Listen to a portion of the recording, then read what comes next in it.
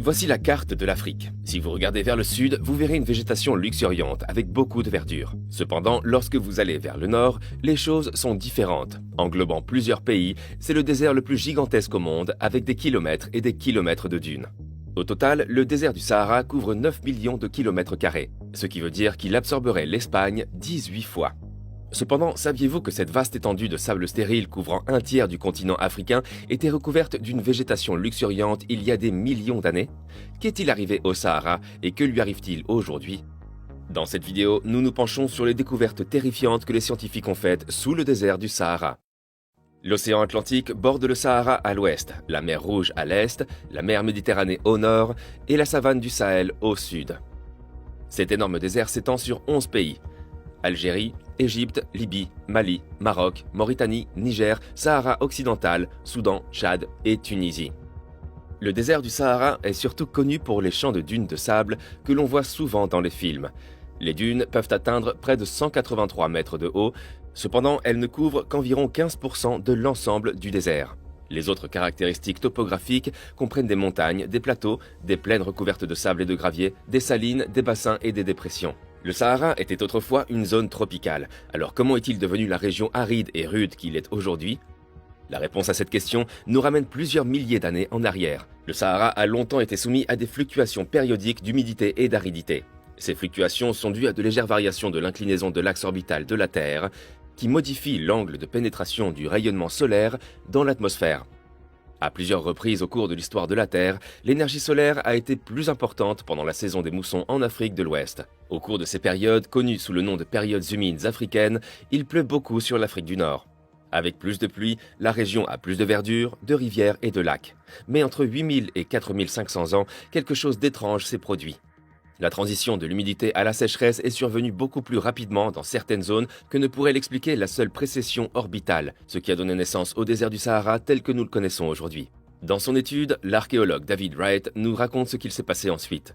En examinant les données archéologiques et environnementales, obtenues principalement à partir de carottes de sédiments et de pollen, toutes datées de la même période, il a remarqué ce qui semblait être un modèle.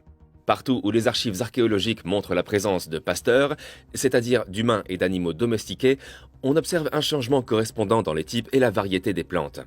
C'était comme si, chaque fois que les humains, leurs chèvres et leurs bovins se promenaient dans les prairies, ils transformaient tout en broussailles et en désert sur leur passage. Cela a conduit Wright à conclure qu'en surpâturant les herbes, il réduisait la quantité d'humidité atmosphérique. Les plantes dégagent de l'humidité, ce qui produit des nuages, et augmentait l'albédo.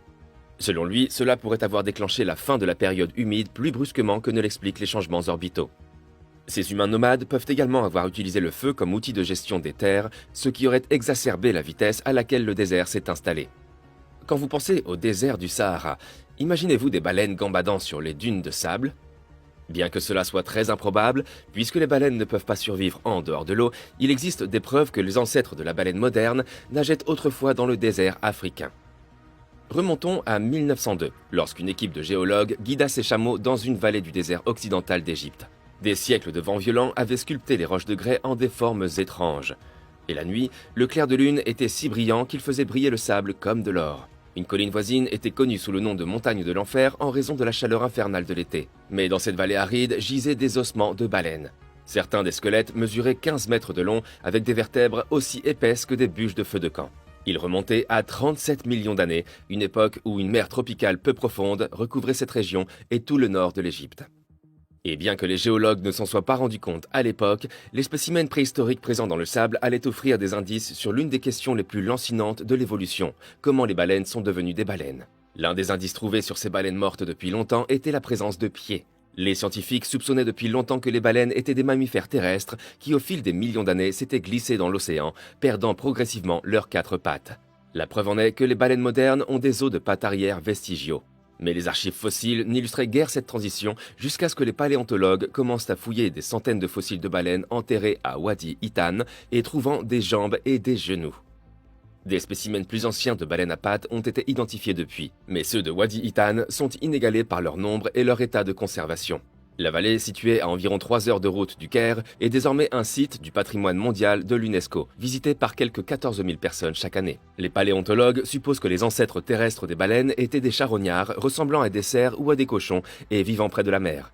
Il y a environ 55 millions d'années, ils ont commencé à passer plus de temps dans l'eau, mangeant d'abord des poissons morts le long du rivage, puis poursuivant des proies dans les eaux peu profondes avant de patauger plus profondément. Au fur et à mesure, certains ont développé des caractéristiques qui facilitaient la chasse dans l'eau. Au fil du temps, comme ils n'avaient plus à supporter le poids total de leur corps en mer, ils ont grandi, leur colonne vertébrale s'est allongée et leur cage thoracique s'est élargie.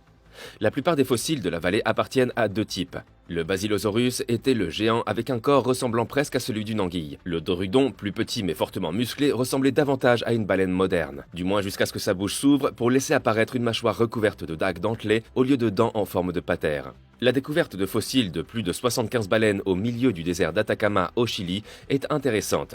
La façon dont ils ont atterri là fait l'objet d'un débat entre les scientifiques. Avez-vous entendu parler de la cité perdue de l'Atlantide ?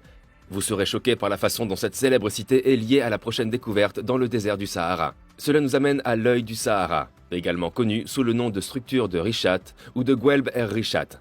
Il s'agit d'une formation géologique dans le désert du Sahara qui ressemble à un énorme œil de taureau. Cette formation s'étend sur une région de 40 km de large dans le désert de Mauritanie.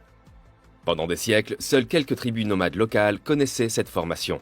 Elle a été photographiée pour la première fois dans les années 1960 par les astronautes de Gemini qui l'utilisaient comme point de repère pour suivre la progression de leur séquence d'atterrissage.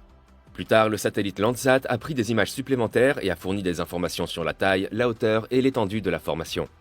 Les géologues ont d'abord cru que l'œil du Sahara était un cratère d'impact, créé lorsqu'un objet venu de l'espace s'est écrasé sur la surface. Cependant, de longues études des roches à l'intérieur de la structure montrent que ses origines sont entièrement terrestres, ce qui a incité les géologues à chercher d'autres explications. Les géologues ont conclu que l'œil du Sahara est un dôme géologique. Cette formation contient des roches vieilles d'au moins 100 millions d'années, certaines remontent bien avant l'apparition de la vie sur Terre. Ces roches comprennent des dépôts volcaniques ignés et des couches sédimentaires qui se forment lorsque le vent pousse les dépôts de poussière et d'eau, de sable et de boue. Aujourd'hui, les géologues peuvent trouver plusieurs types de roches ignées dans le périmètre de l'œil, notamment des kimberlites, des carbonatites, des roches noires et des rhyolites. Cependant, il existe une autre explication pour cet œil du Sahara.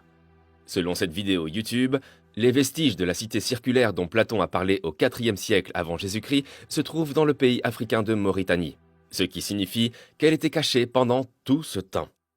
La recherche de l'Atlantide se poursuit depuis que le philosophe grec Platon a décrit pour la première fois en 350 avant Jésus-Christ une île mystérieuse qui semble s'être volatilisée. Nous avons cherché son emplacement dans tous les mauvais endroits, car tout le monde suppose qu'elle doit se trouver quelque part sous l'océan, par exemple dans les profondeurs de l'océan Atlantique ou dans la mer Méditerranée, explique l'animateur de la chaîne YouTube Bright Insight, connu uniquement sous le nom de Jimmy. Il propose plutôt que l'œil du Sahara soit l'emplacement réel de la cité mythique. Solon, un homme d'État de la Grèce antique, est l'homme qui aurait transmis des informations sur l'Atlantide à Platon.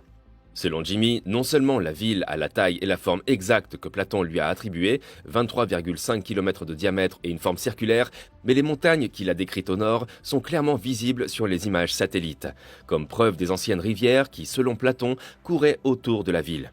Selon Platon, l'Atlantide a été détruite en un seul jour et une seule nuit de malheur et a sombré sous les flots. Les archives scientifiques montrent que la Terre a subi d'importants bouleversements climatiques il y a environ 1500 ans, au moment où l'Atlantide aurait disparu. Jimmy montre également des images satellites qui ressemblent aux conséquences d'un tsunami que personne n'aurait pu voir de nos jours. Regardez la carte de l'œil du Sahara. La région entière ne semble-t-elle pas avoir été soufflée par des eaux vives ou un tsunami ? Le désert du Sahara continue de nous réserver des mystères, et le prochain concerne un objet trouvé sur place dont les fonctions ne sont pas connues à ce jour. Il s'agit de l'anneau Clayton, et plus déroutant encore, ces anneaux ont été trouvés dans la partie la plus inhospitalière du désert du Sahara, en Égypte.